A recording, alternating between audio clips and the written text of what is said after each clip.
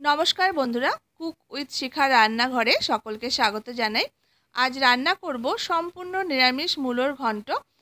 এইভাবে আমার মতো করে একবার এই মূলোর ঘন্ট রান্না করে খেয়ে দেখুন, ভীষণই টেস্টি খেতে হয়। মনেই হবে না যে আপনি এটা মূলো দিয়ে তৈরি করেছেন। মূলোটা অনেকে আছেন অপছন্দ করেন বা খেতে পছন্দ করেন না। একবার এইভাবে রান্না করে দিন, দেখবেন বারবার এইভাবে রান্না করার রিকোয়েস্ট করবেই করবে। আর যারা পছন্দ করেন না তারাও দেখবেন চেয়ে চেয়ে খাবে, এতটা টেস্টি খেতে হয়। তো আশা করছি রেসিপিটি আপনাদের কাছে ভালো লাগবে। তো দেখে নেওয়া যাক। তো আমি এখানে মূলোটাকে এইভাবে দেখুন একদম সরু সরু করে কেটে নিয়েছি। তবে এইভাবে বটি দিয়ে সরু সরু করে কেটে নিতে হবে, গ্রেটার দিয়ে কাটলে কিন্তু এটা হবে না।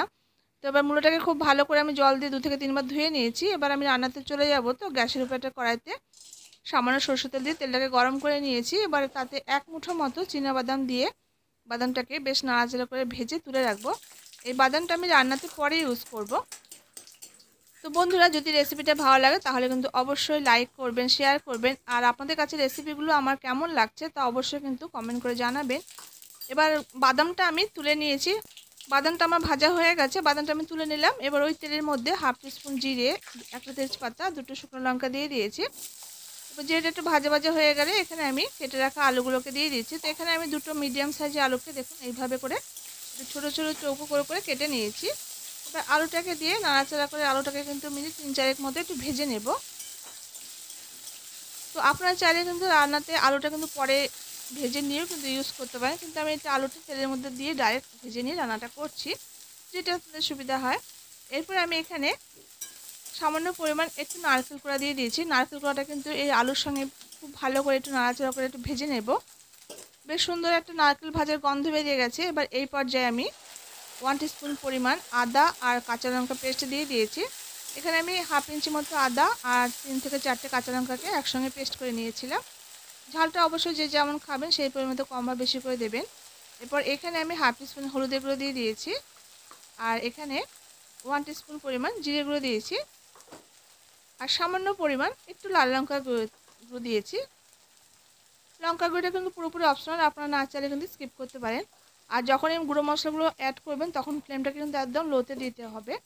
এরপর এখানে টেস্ট হিসেবে লবণটা দিয়ে সামান্য একটু বাটি ধোয়া জল, এখানে যে বাটিতে আমি আদা কাঁচা লঙ্কা পেস্ট রেখেছিলাম সেই বাটি ধোয়া সামান্য জল এখানে অ্যাড করে দিয়েছি। এখানে সামান্য পরিমাণে একটু জল দিয়েছি, তাহলে মশলাগুলো কষাতে ভালো হবে, না হলে মশলাগুলো পুড়ে যাবে। এরপর একটু কষিয়ে নেওয়ার পর মশলাগুলো কষিয়ে নিয়েছি খুব ভালো করে আলুর সাথে। এরপর এখানে আমি কেটে রাখা মূলোগুলোকে দিয়ে দিচ্ছি। ওই মূলোগুলোকে দিয়ে খুব ভালো করে একটু নাড়াচাড়া করে কয়েক মিনিট একটু রান্না করে নেব। তো যে যতটা পরিমাণ বানাতে চান সেই পরিমাণ মতো কিন্তু আপনারা মূলোর পরিমাণটা নিতে পারবেন, কম বা বেশি করে। এবার মূলোটা দেখুন নাড়াচাড়া করতে করতে কিন্তু অনেকটাই কমে এসেছে, মূলো থেকে কিন্তু জল ছাড়তে শুরু করে দিয়েছে। মূলোটা দিয়ে মিনিট 3-4 মতো নাড়াচাড়া করে একটু রান্না করে নিলাম। এরপরে এখানে সামান্য পরিমাণে একটু জল অ্যাড করছি, এর থেকে বেশি কিন্তু জল এখানে দেব না। এই জলে কিন্তু মূলোটা আলুটা খুব সুন্দর করে লো ফ্লেম করে আমি ঢাকা দিয়ে রাখবো, এতে কিন্তু খুব সুন্দর করে সেদ্ধ হয়ে যাবে। এবার ঢাকা দিয়ে মিনিট 7-8 মতো লো ফ্লেম করে আমি একটু রান্না করে নেব। এবার মিনিট 8 পর ঢাকাটা এবার খুলে নিয়ে দেখে নেব। তো দেখুন ভিতরে যে জলটা আছে সেটা কিন্তু একদম শুকিয়ে গেছে, আর মূলোগুলো আর আলুগুলো কিন্তু খুব সুন্দর করে সেদ্ধ হয়ে গেছে। তো দেখিয়ে দিচ্ছি, দেখুন আলুগুলো সুন্দর সেদ্ধ হয়ে গেছে। তো এরপর আমি যেটা করব সেটা হচ্ছে, মূলোটা যেহেতু একটু শক্ত ধরনের সবজি, তো এটাকে একটু মাখো মাখো ব্যাপার আনার জন্য আমি এখানে 2 চামচ পরিমাণ গোবিন্দভোগ চালের গুঁড়ো নিয়েছি, তাতে সামান্য পরিমাণ একটু জল দিয়ে দিচ্ছি। এবার দেখুন খুব ভালো করে এটাকে চালের গুঁড়োটাকে আমি গুলে নেব। এবার এই চালের গুঁড়োটা আমি এই মূলোর মধ্যে দিয়ে দেবো, এতে দেখবেন বেশ মাখো মাখো ব্যাপারটা চলে আসবে। আর গোবিন্দভোগ চালের গুঁড়ো যেহেতু, এর ফ্লেভারটা কিন্তু খুব ভালো লাগবে খেতে। এবার চালের গুঁড়োটা জল দিয়ে আমি দিয়ে দেওয়ার পর মিডিয়াম টু হাই ফ্লেমে আরও কয়েক মিনিট নাড়াচাড়া করে রান্না করতে করতে দেখবেন বেশ মাখো মাখো ব্যাপারটা চলে আসবে। এরপর আমি এখানে 1 টিস্পুন পরিমাণ একটু চিনি অ্যাড করেছি, ভালো লাগবে, যে কোনো ঘন্টতে একটু চিনি দিলে ভালো লাগবে। আর যে বাদামটা আমি ভেজে তুলে রেখেছিলাম সেই বাদামটাকে হালকা করে একটু ভেঙে ভেঙে দিয়ে দিয়েছি। এই বাদামটা দিয়ে এইভাবে একবার বন্ধুরা মূলের ঘন্ট খেয়ে দেখবেন, দারুণ খেতে লাগে।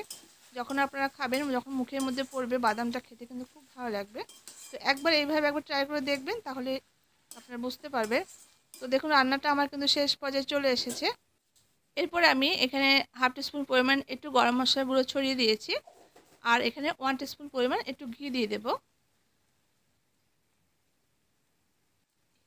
এবার ঘি আর গরম মশলা দিয়ে আরও কয়েক মিনিট একটু নাড়াচাড়া করে নিয়ে নামিয়ে নিলে ব্যাস তৈরি হয়ে যাবে ভীষণই সুস্বাদু এই মূলোর ঘন্ট।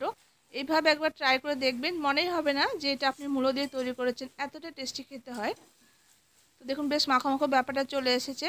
আর সামান্য পরিমাণ একটু কুচনো ধনেপাতা আমি নামানোর একটু আগে অ্যাড করে দিচ্ছি। যদি আপনাদের হাতের কাছে থাকে তাহলে অ্যাড করতে পারেন, যেহেতু এখন শীতের সময় এই ধনেপাতা কুচি একটু দিলে কিন্তু ভালো লাগবে, যে কোনো তরকারিতে দিলে কিন্তু ভালো লাগে। তো যদি থাকে আপনারা দেবেন, না থাকলে কোনো অসুবিধা নেই। তো দেখুন রান্নাটা কিন্তু আমার একদম কমপ্লিট। এবার আমি এটাকে একটা প্লেটে সার্ভ করে নেব। তো দেখুন বন্ধুরা, এই মূলোর ঘন্টটা দেখতে কতটা ইয়ামি হয়েছে, খেতেও কিন্তু ভীষণ টেস্টি। তো যারা পছন্দ করেন না, এইভাবে একবার এই মূলোটা রান্না করে দেখুন, দেখবেন হাত চেটেপুটে খাবে আর দেখবেন সবাই পছন্দও করবে।